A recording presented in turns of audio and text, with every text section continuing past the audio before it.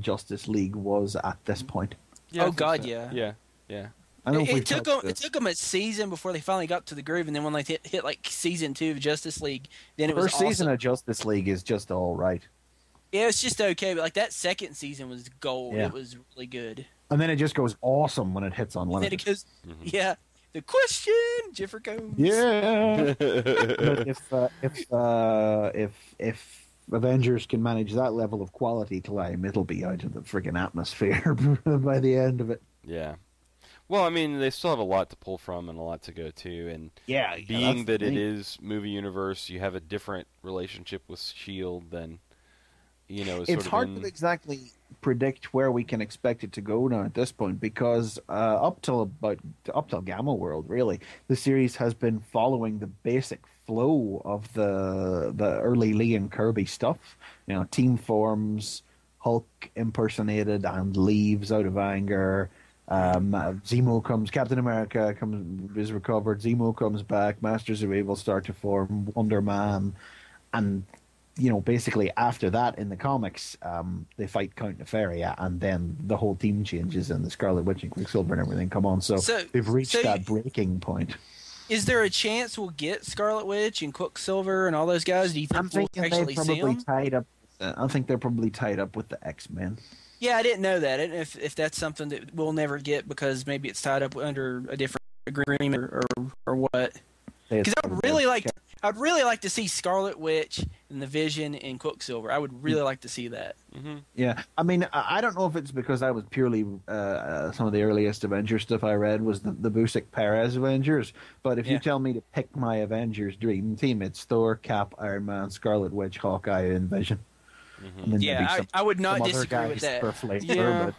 But I mean, really, when you talk, I mean, we haven't had an Avengers team like that for nearly a decade now at this point.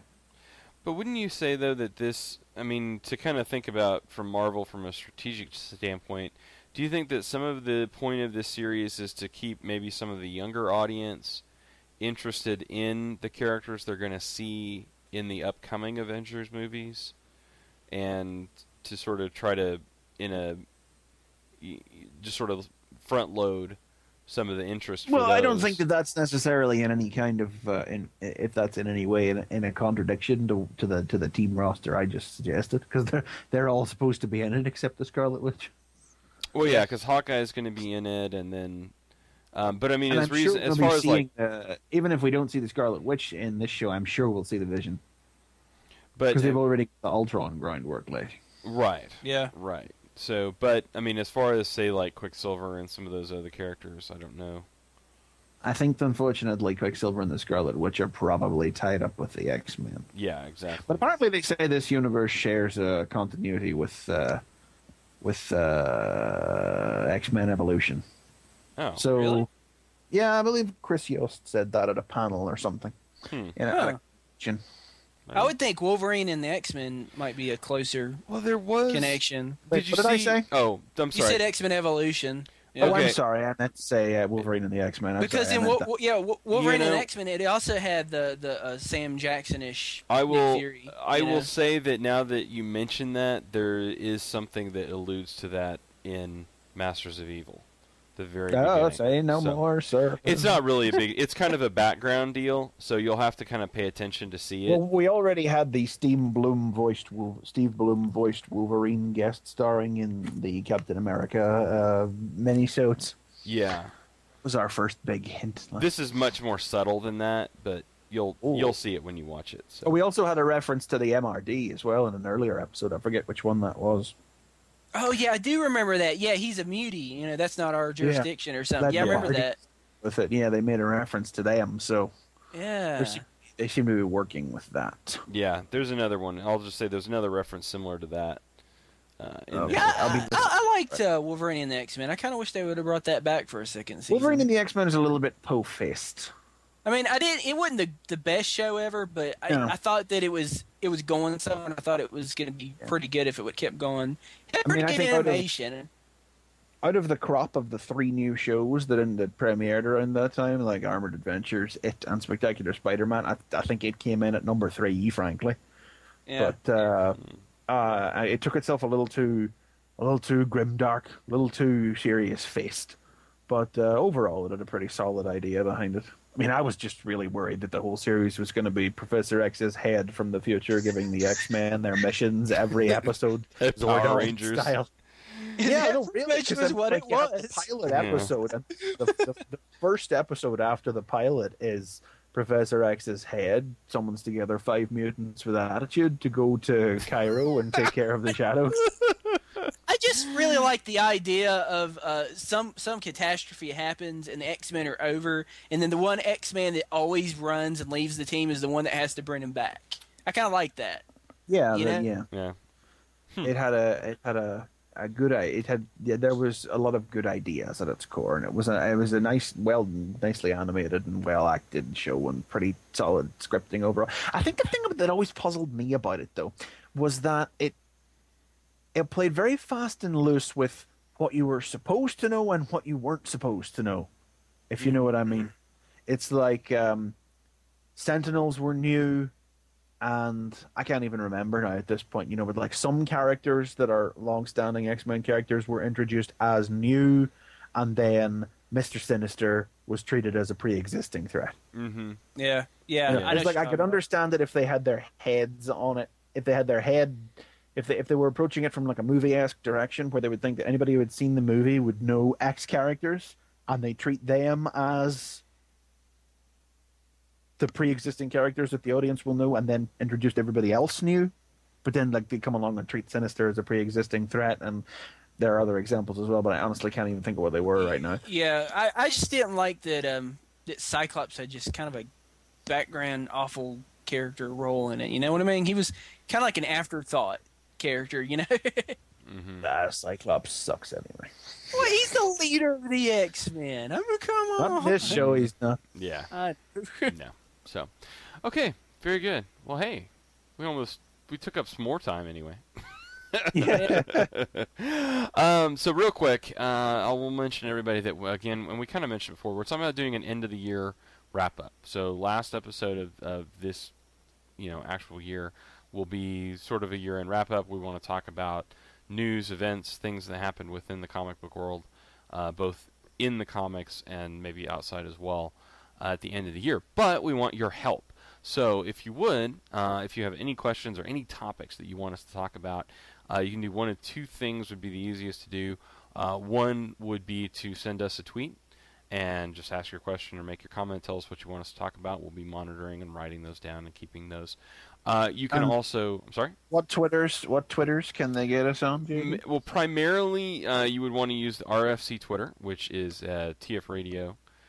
So at TF Radio. So, and you should follow that if you're not.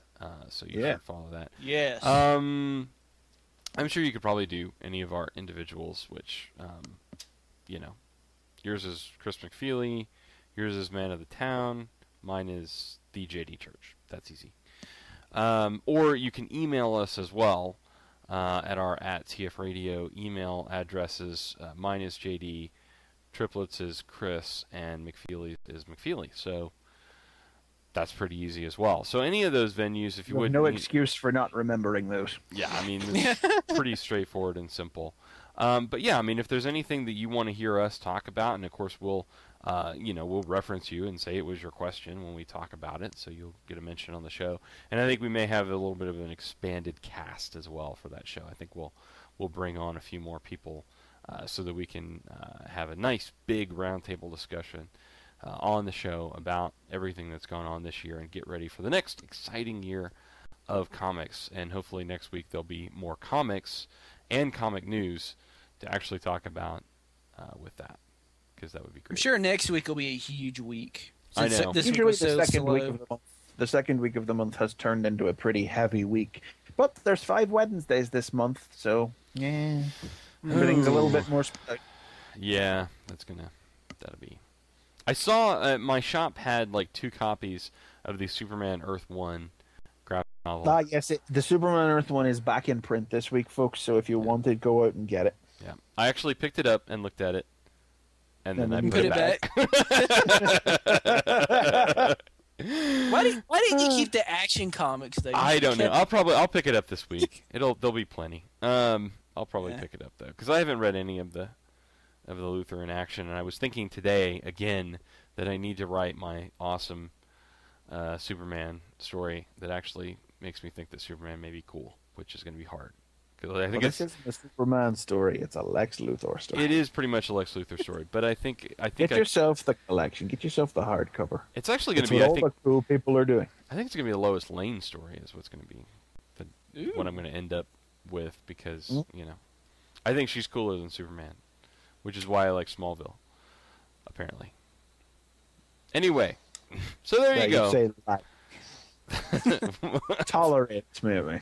Yeah. Hey, next week's gonna have old Deathstroke the Terminator on it. Yes. Gotta watch that. It's gonna be Deathstroke. So what is everybody's? Who wants to take the bet that Darkseid doesn't really appear and just possesses this Lex Luthor clone? No, I think he's gonna possess Lois's dad, and then that way.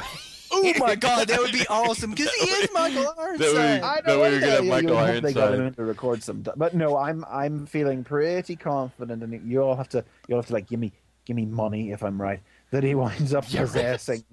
He possesses this Lex Luthor clone that's floating around. This is all second-hand knowledge, so that's in the show. I think he's going to possess Tess Mercer. That could be. I think it could be. That thereby allows the show to completely avoid having to make any character look like they look like in the comics. Well, they already except for maybe one final shocking moment where Clark delivers the punch after a brief 30-second fight, and Darkseid maybe flickers and looks like himself before exploding. Yeah, because they already did the sort of Darkseid in smoke image.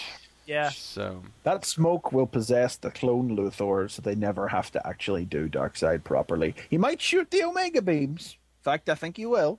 Yeah, I could definitely see Omega beams. I think it'll just be clone Lex Luthor shooting Omega beams. Or he'll possess Lionel. Clark will fly to avoid those Omega beams. Yes. Well, yes. And that's the other. Well, because Ultraman can fly. So. Yeah, Ultraman can fly. He flew up a storm. Yeah. Yeah. So, anyway, let's get the heck out of here. So let's see how that goes. So, anyway, there you go. Full show, good stuff. Tune in next time when it'll be Fanboy Versus.